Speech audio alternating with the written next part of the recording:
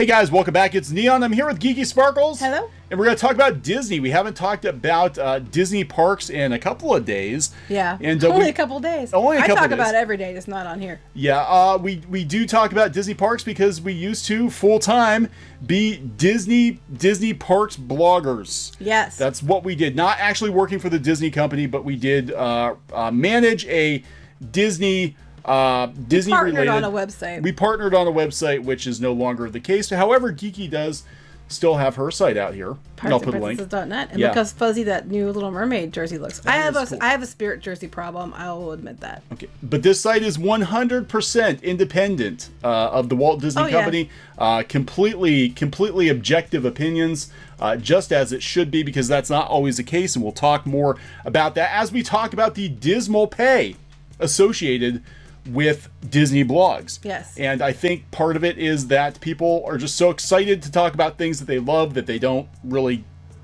accept a lot of money for it. Yeah, a lot of people just like the chance to talk about it, and sometimes, you know, they might not get paid, but they might get a special ticket to an event or something instead that they wouldn't normally get to go to or something like that. Yeah, so before we get into the video, please subscribe to the channel if you haven't subscribed already. We hit, I think we're at 58,000 subs. Sounds about right. Over 58,000 subs. Heading for 59. Hoping for 100,000 by the end of the year. Again, subs help us out tremendously. Google's algorithm has changed. So if you want to help the channel, help us get discovered, please mash the sub button and hit the bell for notifications. Don't actually mash it. You're going to hurt your Don't computer. mash it. You'll break your keyboard. Finger. Don't do it. So this is coming from Orlando Rising. Which I never heard of. You sent this to me. You sent this to me earlier today. It is showing up in Google Somebody's News. bitter. I'm sorry, but that's how it comes across. It's funny because this whole article goes on about it leads with that. It turns out it's something else, and then it turns out, which it's not in the article, but I'm going to say, isn't that far off of what standards are.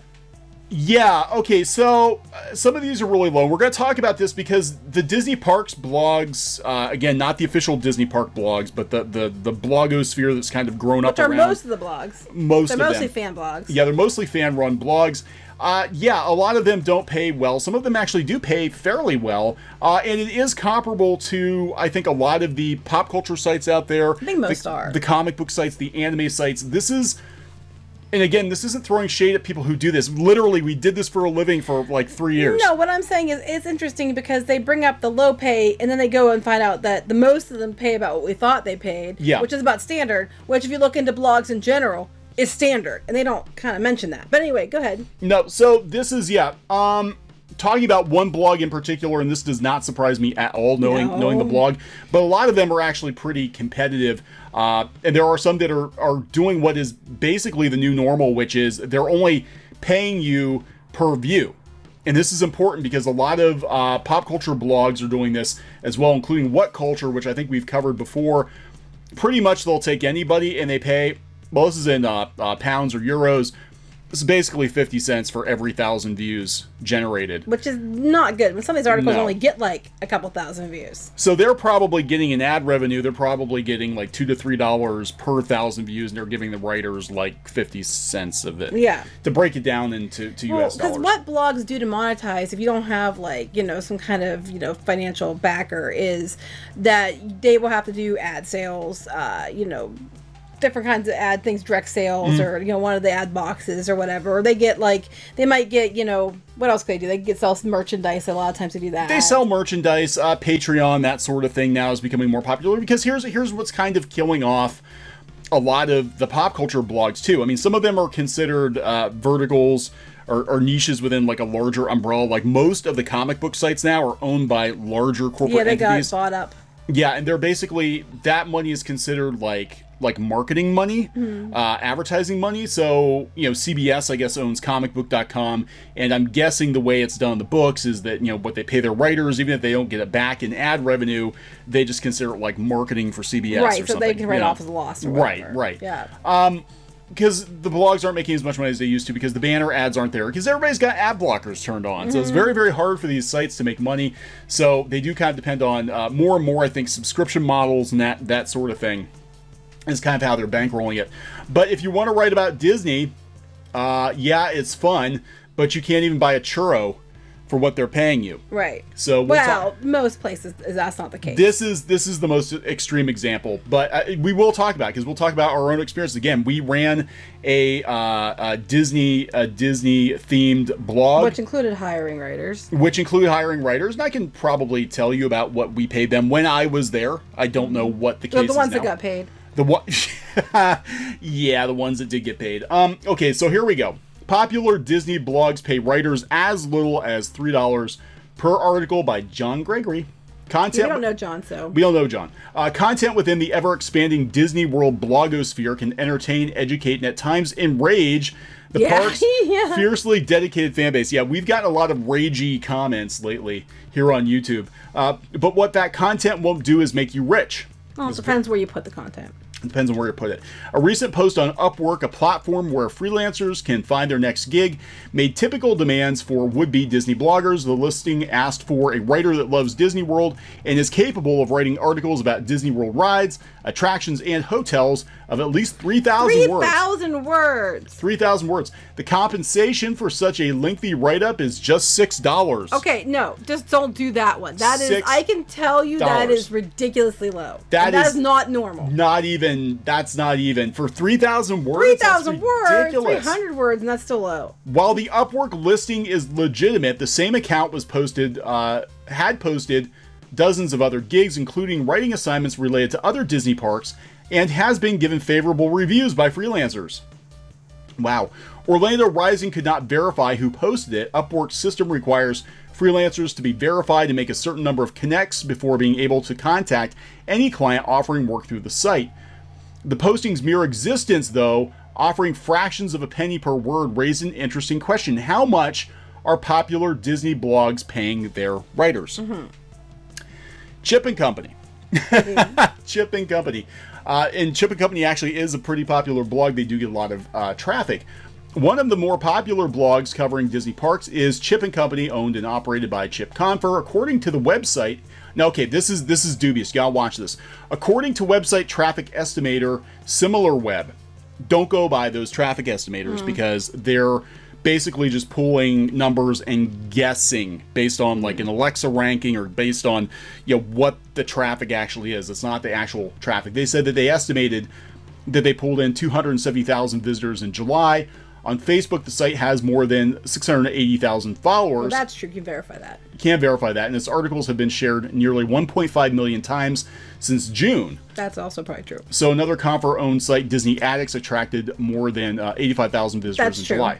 I would say that. I'd say that Disney Addicts gets a lot because they do a lot of the memes that get shared everywhere. I think Disney Addicts actually gets more than I would think. I honestly think they do too. But whatever. I think it's because Chip and Company's been around longer. And again, that goes back to the traffic estimators, which I don't think are accurate. The same month, the site posted a Facebook ad looking for new contributors. Among the respondents was Georgianne McCreary, a full-time registered nurse. She's not going to make that kind of money right about Disney. Infrequent Disney World visitor who thought writing for a Disney blog may be a fun way to earn some extra cash. What Chip and Company offered, though, according to emails McCreary provided to Orlando Rising, was $3 per article for a minimum of 250 words at a rate of 1.2 cents per word. That's low. McCreary said she never bothered responding to the email after seeing how little she would be paid for contributions. I don't think that I had a specific number in mind when I applied. It would have to be an amount that would make it worth my time. I chose not to follow up on this offer because $3 for an article is insulting. Well, a lot of people will do it. That's where we're going to go with some of these pop culture sites too, because I don't think it's much different there, at least at some of them. So she said she posted about her experience with Chip and Company on Twitter, which led the site's account blocking her. I will tell you that they do block a lot of people. Yeah. I know he does. I know he blocks people all the time. So Orlando Rising reached out for comment. The owner and editor-in-chief, Chip, refused to discuss what he pays writers for their work. He took a picture of my chicken at a media event. Say he's not that bad, actually. He's actually, I will tell you the truth. This is me being completely objective, regardless of what you think of Chip and Company, regardless of what you think. They pay their writers. I have never had a negative experience with Chip. Mm-hmm. I've actually been around him at multiple Disney media events because we used to be on the nice list, and I've never had a problem with him. I even let him take a picture of my chicken in Disneyland because he didn't get the chicken; he got the beef. I got. I would have got the beef. I got the chicken with the strawberries, and it's about as good as it sounds. I would have done what Chip did and got the beef. I should have gotten the beef. That was actually not very good. Anyway, what we pay our writers is a private matter, not something we discuss in public. Well, it's public now. Well, yeah, because she wouldn't have shared it. But go ahead. It's public now. When Orlando Rising emailed Confer about quoting the email, he did not respond. So now Orlando Rising is blocked by shipping company. I will say I do know it's kind of a joke on Twitter about being blocked by them. So okay, what is this normal? This look, I'm going to tell you the truth. I think it comes down to what are people willing to do for the amount of money that they have to give them? But $3 is really low. If people are willing to write for $3, apparently they are, and that's the thing. But you know what? You don't know what else. I mean, he's getting $3, but you don't know what else they're getting for that because he might, as it being so low. I don't know because I didn't see it, but it might be a case where they send you to cover something and they reimburse you for things too. So you might get free meals out of it. You might got $3 for the article, but you might have gotten to go here and eat for free. They'll pay you back. Right. So I mean, I don't know because $3 is so low. It doesn't seem like people would be working for that, but they are. So I'm wondering if the $3 is like the starting rate, but then they might give you cover some of your costs. I don't know. No idea. It's very hard to get information. I'll be honest. It's very hard to get information out of most websites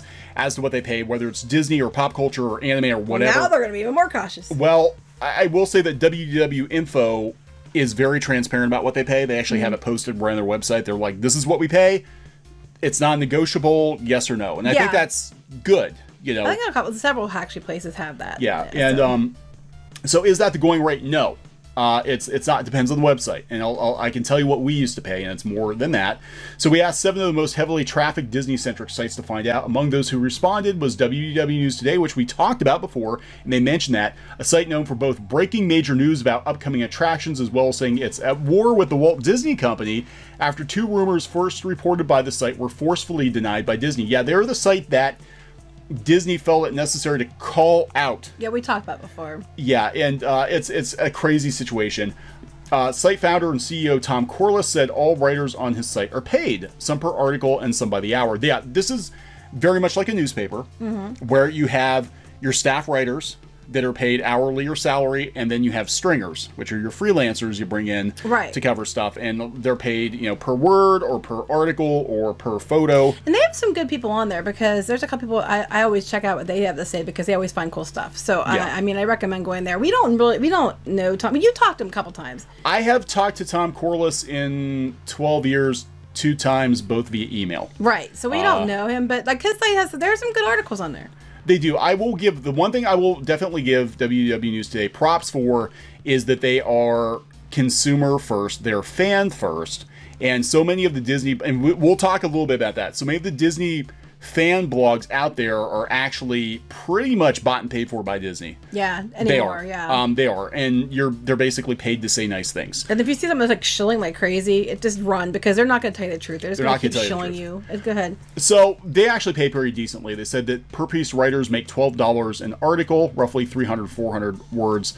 Depends on the news. Sometimes it's even less. Well, it depends. If it's a really cheesy article, like look, there's new mouse ears, and here's a picture of it, and that's it took them like 10 minutes to do. Yeah. If you figure that out, $12 isn't too bad when it took you 10 minutes, Yeah, and if you're banging out multiple articles per day, it's actually not terrible. Hourly writers are paid up to $19 an hour. That's not too bad. That's not too bad. Our theme park reporters also start at $12 an hour, higher than most theme park jobs. This is true.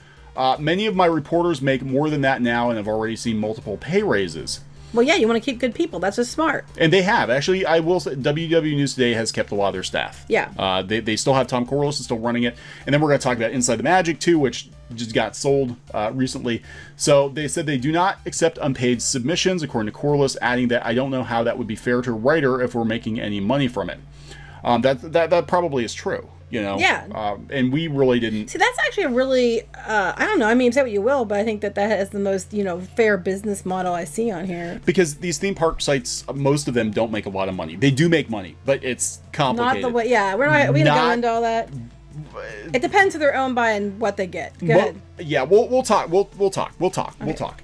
Kurt Schmidt, owner of Inside the Magic, said articles on his site, which boasts 636,000 Facebook followers and 93,000 Twitter followers, are based on a commission structure. This is a problem, and we'll talk about that. Meaning more clicks equal higher pay. This is very much like What Culture. And my understanding, again, I don't know 100%. I've never talked to Kurt Schmidt, but my understanding is basically this is entirely how they're paid. Where if you could spend hours on an article, and if it only gets 1,000 clicks, you're only making like 50 cents. Right. You know, that's kind of a problem. They need, I think these blogs need to at least, you know, cover people's time. So technically, I don't have an upper or lower limit for what I pay writers for an article over its entire life.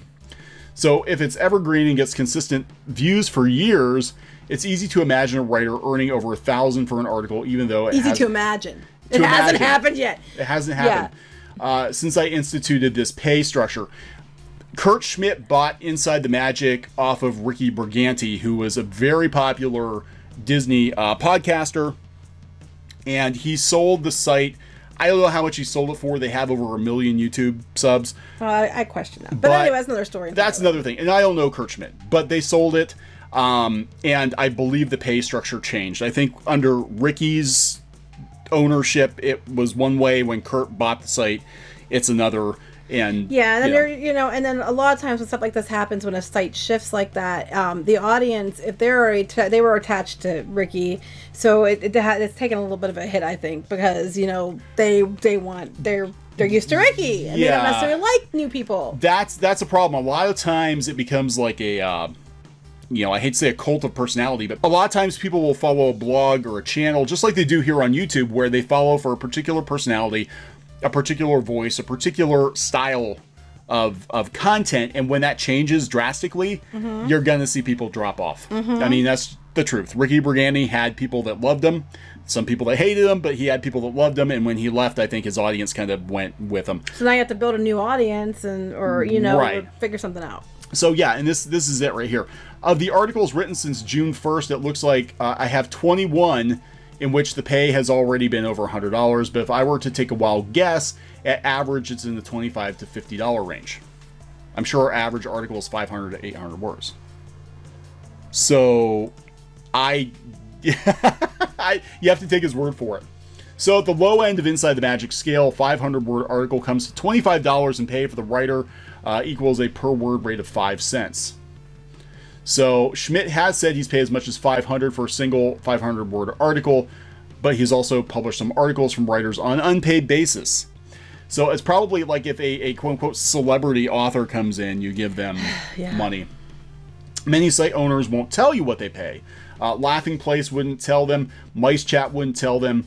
WDW Info said that they pay $25 per article, but doesn't mention a desired word count. WDWMagic.com. So I can tell you, as someone who ran a pretty popular Disney Parks blog. Above some of these ones that were mentioned. Yeah, that actually had traffic above some of the ones. Completely started from scratch and made it huge. So let's go into a little detour. And we're not going to go into specifics. The point is not to throw shade at anybody. But recently we parted ways with this Disney blog. But I will tell you that we did pay our writers on average about $25 an article. And for live streams, we would pay anywhere from $50 to $100 for video content. Yeah, but that would also include some article stuff and some pictures too. Yeah. So it wasn't just for the live stream. Not just for the live streams, but video content we paid more for. Sometimes we would pay about that for photos. If somebody just sent a bunch of photos or a review, we're kind of paying that now too. Yeah. We would also compensate them for if they went out to dinner and they'd do a review. We'd compensate them if they went to different parties and events. A lot of times we'd compensate them too. So they also got the compensation of being able to go to the stuff for free or going on our media pass or whatever. So we did that for a number of years. We didn't have as much external content because I myself was paid hourly. You got paid. Yeah. Geeky did not get paid at all. So let's try to break down here. So on average, we would publish between the two of us. I don't know how many. Probably 8 to 10 articles a day. At least. Plus doing site maintenance, plus doing videos. I did social media like crazy. Yeah, I think I broke it down. If you took both of us together at my hourly rate, and we did have a partner in this who was paying the hourly rate, and that money came from elsewhere, and that's a whole nother story. So you broke it down. I think we figured out that we were only making like $8 or $10 an hour because we Maybe. had to split between the two of us. We were working sometimes 60-hour weeks just to keep on top of everything because we were competing with people that had staffs. We did not have a staff. Yeah, it was just us doing everything. Us doing everything. Now, part of that was, yes, we got to travel. We got to travel often, but that was always understood to be part of our compensation, and it was usually work related. Like, we traveled and we worked the whole time. All I wanted was immediate access. I worked my ass off for free and it never got. So we're not naming the site, we're not naming the partner, but I'll tell you what happened.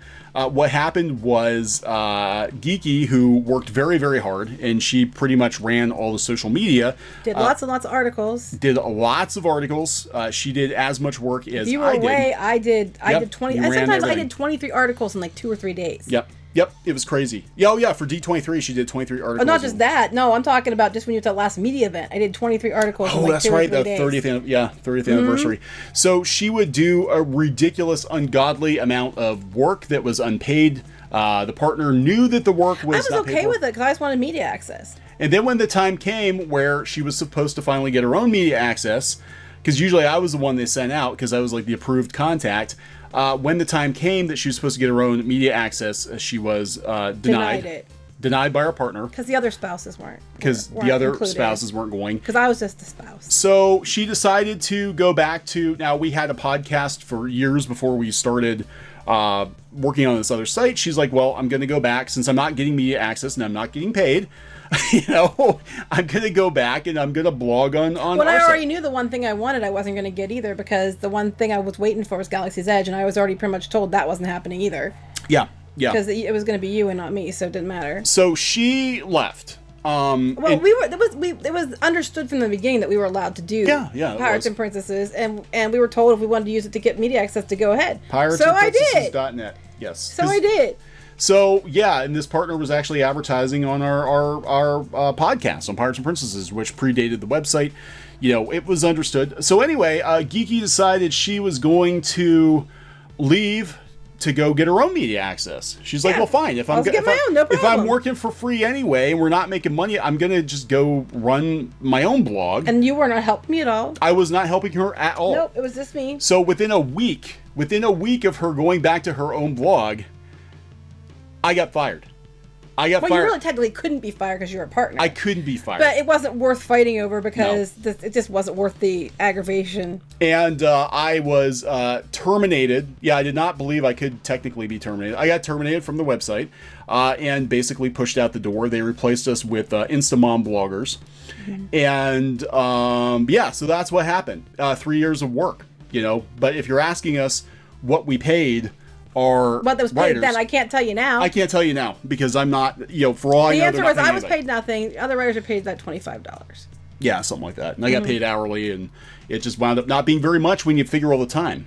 So, but this is actually pretty normal, and they're sort of like, they talk about... Well, my point is $25 is about standard for these That's things. about standard. And what I'm going to say about this article was, long story short, which is too late, is that they're basically talking about, it's actually sad that someone views this as reasonable pay and going about it's not really fair. What they're not putting into context is, what do other blogs pay that aren't Disney? Because I can tell you, it's not much different. It's not much different. I mean, again, I'm going to bring up What Culture. They're one of the few that are transparent. I do know at one point in time, I think AOL was paying their comic book site contributors, I heard, about $15 an article. I think that's declined since then because the ad blockers have increased. The traffic to these pop culture sites has decreased. I think a lot of these, unless they're staff writers at like comicbook.com and comic book resources and stuff, I do not think they're being paid that much. No. I really don't. And I think that is fundamentally part of the issue that these bloggers have with YouTubers is that the YouTubers, I guarantee you, are making more money We do. than the blog. Yeah. I get paid now. It's a miracle. Yeah, Geeky actually gets paid. Look at that. But they're making more money than the bloggers are. The bloggers are pissed off. And they're instead of starting their own YouTube channels, which would be the most logical thing, like, hey, let's do YouTube too. They just bitch and moan and try to tank YouTubers. Right, but I'm just saying about this article in particular. It's just the person's going on, well, that's not really fair, and about how they kind of are picking on Disney bloggers, but that's not really fair because what they're doing is they're not putting it in context compared to, like, if they come in here and said, okay, here's what Disney bloggers get in comparison to all these other blogs, and they all paid way more, then that would be a fair thing to say. But that's not what's going on here. What's going on here is that sounds like the rates, like the $25 rates or whatever, or some of these other, it's about normal. Yeah. So I mean, they go usually between like 10 to like 35. If you're really lucky, 50. A lot of places will pay with the scale. You'll get a basic pay, and then you'll get a scale on top of it. That's actually the most common, I think. Right. Is where, like, here's like $10 or $15. That's your base. And then if your article hits more than like 25,000 views or something, then we'll start giving you more. It's incentive for everyone. Yeah. But like this whole idea that it's a $3 thing and these people are getting paid, that's not the norm. It's really not. And, they usually run, I'd say, between 15 to like 35 to up to 50. And that's where most of these sites fall. Yeah. So the whole idea that they're underpaying their people isn't really fair. So no, it's not. And it's a lot of work. I mean, it is a lot of work being a full-time blogger, especially covering this. It involves a lot of travel. Well, I did bring up the Hollywood Reporter, but yeah, that. Lots of Hollywood Reporter. Right. And they also have a print edition. It's also got all kinds of ad revenue.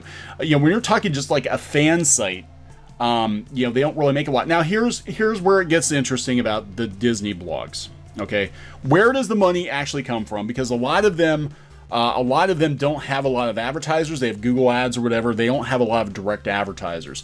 Most of the Disney blogs are actually owned or partnered with travel agencies. Mm-hmm. Well, they usually help cover the expenses of the Right. trips you take, because you're going to promote their agency when you're down there doing your work to promote. It's like a partnership. Right. And for the agency, it's a write-off because it's a marketing expense. Like the Diz, which is owned by Pete Werner. Pete Werner is actually the top travel agent in the country, the top Disney travel agent in the country. By a lot. So if he's paying people $25 an article, I don't think that money is necessarily coming from the website. I think he's pulling it out of his coffers from his other revenue to use that website as a marketing tool. Again, that's what a lot of these pop culture blogs, I think they exist as marketing tools for their parent companies, and that's how they justify their existence. Right, that's why these companies are buying them up. Now, those fan blogs, though, they're probably, unless they're partners, even if they're partnered, they usually aren't given money, you're usually given trips as compensation. So you like do a trade-off. I'll let you run your ad and give you, leads if you give me this many trips a year. There's not really a money exchange there, so they're having to get their money from their ads, like their AdSense and all that, or anything they've sold direct sale ads. That's where they're probably getting their money from, or like we said before, Patreon, or selling merchandise. A lot of them have T-shirts and stuff like that. Yeah, so there's a lot of, it's just like anything else online. There are a lot of different ways to make money at it. But as far as, the Disney blogs, you got to remember, they're very niche, and most of them are not going to generate a significant amount of traffic like the pop culture blogs do. And a lot of pop culture blogs now, frankly, are eating into the Disney blogs. Oh, they're all covering Disney now. They're all covering Disney and Universal now, because it's all considered pop culture. So they're covering Disney and Universal now too. So you're not going to compete if you're just a mom and pop Disney blog. You're not going to compete with comicbook.com. Right. It is what it is. I want to see what the one comment was. I'm curious. Oh, here. It says a lot about you. You're standing up and working wage for writers. This person, I'm just going to say, says, in the interest of full disclosure, I feel it's necessary to answer the same questions posted at other Disney sites in writing this article. 100% of the Orlando Rising's content is written by me, since he started in January, and the site generates revenue through advertising, which we said. I'm not accepting outside editorial contributions this time. So he's not paying people anyway. Yeah. But really this article is misleading. It says a lot about you're standing up for the working wage for writers and ethics in publishing. But he's not, because he's bringing up a couple examples. Yeah, $3 is low, but that's not the majority. A working writer would advise a young person to do anything else with your life. Well, I don't disagree with this person on that. Being a writer means spending your life trying to get good at something that's quite difficult, only to find you have to work for some greedy moron who's unethical and immoral. Then start your own. Yeah, that's... Problem solved. Okay, I want to address... No one owes you anything. No, I want to address that too, because really, yeah, I mean, the most successful bloggers are the ones doing it for themselves. If you're going to work for somebody else, the money is what it is. And, I don't know what to tell you. That's in comics and movies and anything. Right. You need to... And that's the thing too. People think they can just move into a warmed seat, and that's what they think. Same with comics too. Like, I'm not getting paid a living wage in comics. It's like, well, your comic's only selling like 2,000 or 3,000 copies. There's not enough money to pay you and the printer, Right. So maybe find a better way to do it. And that's kind of the way with blogging too. The blogging right now, I mean, it's still important, but not as important as it was a few years ago. It's our least important thing we do. It's the least important thing we do right now. And it's shifting. And this is why I really think so many of these pop culture journalists are taking pot shots at YouTubers and people doing comics and making a killing on Indiegogo and stuff, is because they're not making that money themselves, but they feel like they deserve to, but they're not willing to do the work it takes to build something. Well, I almost feel like this is a pot shot, honestly. And when you look at the Alexa, it's not good, which means you don't get much traffic. So I thought that was kind of funny. Yeah, they're not really getting a whole lot of traffic. So, I don't know what to say. I guess if you just want to talk about Disney and you want to get paid something, I guess something's better than nothing, but you're really not going to make any significant money doing this, I don't think, unless you own your own thing. Run your own thing. And even then, there's no guarantee. Right. That you're going to make money. I mean, I'm not trying to be picking on this person. The reason I'm bringing it up is because they put it out there, and they're not wrong. The prices they're offering are what these people said they were offering. That's not a lie. But I think they're trying to skew it to make it sound like they're only getting paid $3. Yeah, they're getting paid as little as. But they led with that. And the majority... Well, I'm going to lead with it, too, because it's eye-catching. The majority of them are getting more than that. So... Yeah, and like I said, I can vouch for the site that we ran, that we did pay our people. And it was a standard type rate. It was a standard rate. And I fought for that too, because this is standard. So, there are sites paying more. Yeah. So anyway, do it yourself. Some sites paying less. Yeah, do it yourself. Do it yourself if you're not happy with it. And don't suck and you'll get hits. There we go. Okay, so we're going to wrap this one up. Very interesting conversation. And it is applicable to pop culture sites too, not just Disney specific sites. Mm-hmm. That's what I'm saying. The same rates are what you're seeing in a lot of the pop cultures are the ones that are similar in size to the ones they're mentioning. Okay, so we're gonna wrap this up. Please subscribe for more pop culture news, views, and rants here on Clownfish TV. This has been Neon and Geeky. Bye. Goodbye. Hey guys, thanks for watching Clownfish TV.